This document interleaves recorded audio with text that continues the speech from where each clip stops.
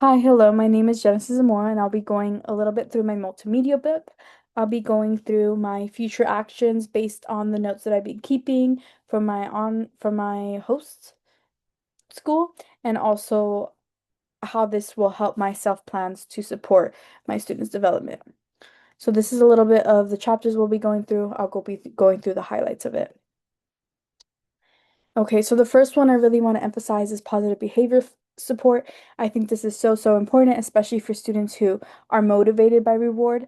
So on the left-hand side, we have a compliment jar where students can receive 10 marbles if another teacher compliments them. So they could be standing outside of a line and maybe a teacher compliments them. I think this is a great way for them to reinforce that positive behavior, not only inside the classroom, but outside the classroom by other teachers. And also students get to brag that maybe they get a bag of chips or 30 minutes of game board activities because of it. On the right-hand side, we have some monetary value. So once students finish an assignment, go ahead and stamp their paper and give them $1. Once students receive $10 at the end of the week, they can trade it in for a prize from the prize closet. I think not only is this great because students are most likely to turn in assignments and turn in important things such as parent signature notes that we need from teachers, um, so that we can make sure we're getting those in, but it also helps them connect it to monetary value. So they're starting to learn what money means within second grade. So I think that's very important and a great way to support students. I can definitely see myself using both of these within the classroom. I love that idea of giving them 30 minutes of maybe some exercise videos of not even having to do something academic. Another one that I really love was representation within the classroom. I would love to do this by showing labels that are in more than one language. So I think this, for example, when students are washing their hand and they're using the sink, they can reinforce the idea that sink is lavado or a chair is a silla.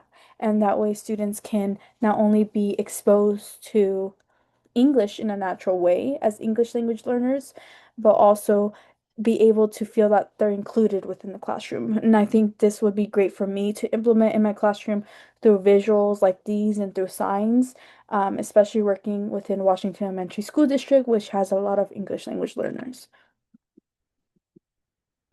Awesome. Another one was observation-based teaching. On the left, we have a transcript with my interview with my mentor teacher. On the middle, we have some observation notes of a student for an IEP meeting. And on the right, we have some observation notes of a supervisor of my mentor teacher. I think these are all great to include within my classroom, and I plan to implement this within my school, within my classroom by keeping a journal. That way, those notes that I have for student, if I see maybe a difference in a student, where all of a sudden they're tired for a week and they're usually a really great writer and all of a sudden they're not, I can bring that up to the social worker. I can bring that up to the school psychiatrist. That way, not only is it benefiting the school because we're keeping track of that student, but also helps me to improve to know my students. I can keep track of what does Billy like? Does Billy like maybe Pokemon cards? I'm able to buy some Pokemon stickers if that student with an IEP needs reinforcement. I think this is a great way for me to keep track of my students and to improve as a teacher because I'm making note of what worked, what didn't work. Another one was, again, inclusive and equitable access through visuals, which is word walls, sound walls, text features. I think a sound wall is really important, and I plan to have that definitely for sure within my classroom if I'm working with those elementary students. Um, because sometimes we just need a reminder of how their mouth should be placed, especially within, again, Washington Elementary School District, which has a lot of English language learners. Being able to see the visual of the mouth, and how to pronounce words would help them a lot. Awesome. And just another one that we have right here. These are my goals based on all the things that we have seen. My first goal is to develop a culturally responsive classroom and curriculum. So maybe that can be changing the names from Mike to a common name within my classroom, maybe Abby. That can also be through including the visuals that I said that are in multiple languages. That way the students feel included within that classroom. The second one would to be build community partnerships. I can see that being by hosting events with maybe bringing in a local firefighter once we have ended a unit on firefighters and the support they bring.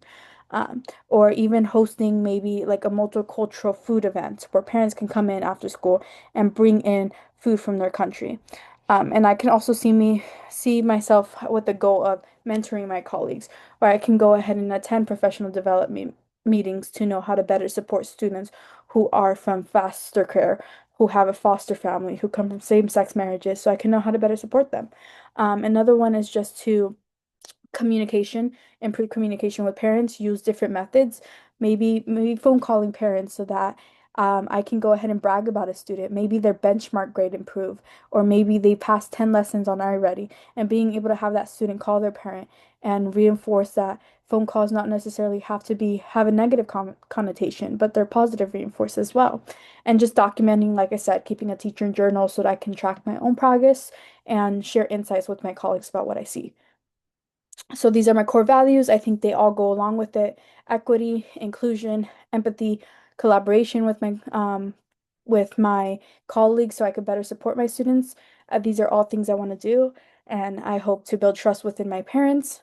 A couple things I talked about, bringing firefighters to invite local leaders and also families to collaborate with each other. And these are just some form of methods of strategies that I plan to use to communicate with parents. Phone calls, like I said, class newspapers, maybe I can bring that in once a month, maybe of events. We have a family game night here. That way, parents have that paper maybe posted on their fridge. That way, they can see it and see, oh my gosh, parent-teacher conferences are this day. I should be expecting a call from the teacher. Wristbands for sudden things, such as, hey, we just have a field trip coming up. We sent a form home. Check your student's backpack. Parents are able to do that. Class dojo. I think that's a great way for me to share photos with parents. So these are all ways to communicate with them. These are a couple of my references. Awesome. So that was all for my multimedia book. I appreciate you listening, and I plan to implement these to better support my students. Thank you.